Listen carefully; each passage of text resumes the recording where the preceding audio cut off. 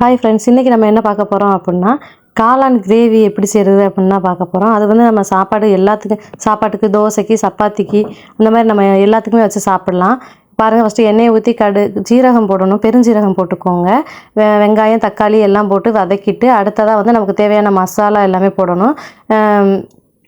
மசாலா என்னென்ன போடணும் அப்படின்னா மஞ்சள் தூள், மிளகாய் தூள், நம்ம வீட்டில் அரைச்ச மசாலா தூள். அதுக்கப்புறம் வந்து நான் தனியாக ஒரு மசாலா அரைச்சி சேர்த்துருக்கேன். அது வந்து ஃபுல் வீடியோவில் இருக்குது, பார்த்துக்கோங்க. அதுக்கு அடுத்ததாக வந்து காளானையும் போட்டு நல்லா வதக்கணும் அப்படின்னா அதோட தண்ணியிலே காளான் வந்து வெந்துடும். நமக்கு தேவை அப்படின்னா தண்ணியை சேர்த்துக்கலாம். அதுக்கு நம்ம தோசைக்கு இப்போ வச்சு சாப்பிட்டோம் அப்படின்னா செம்ம டேஸ்ட்டாக இருக்கும். இதே மாதிரி நீங்களும் செஞ்சு பார்த்துட்டு எப்படி இருந்துச்சுன்னு சொல்லுங்கள். இதே மாதிரி சிம்பிளான வீடியோவும் ஹெல்த்தியான வீடியோவும் பார்க்கணும் அப்படின்னா நம்ம சேனலை வந்து சப்ஸ்கிரைப் பண்ணி வச்சுக்கோங்க. நம்மளோட சேனல் நேம் வந்து டிடி டிப்ஸ். உங்கள் வீட்டுக்கு கெஸ்ட்லாம் வந்தாங்க அப்படின்னா இந்த மாதிரி செஞ்சு கொடுங்க. எப்படி செஞ்ச அப்படின்னு சொல்லி உங்களோட ரெசிபி கேட்பாங்க. இதே மாதிரி செஞ்சு பார்த்துட்டு சொல்லுங்கள். டாட்டா.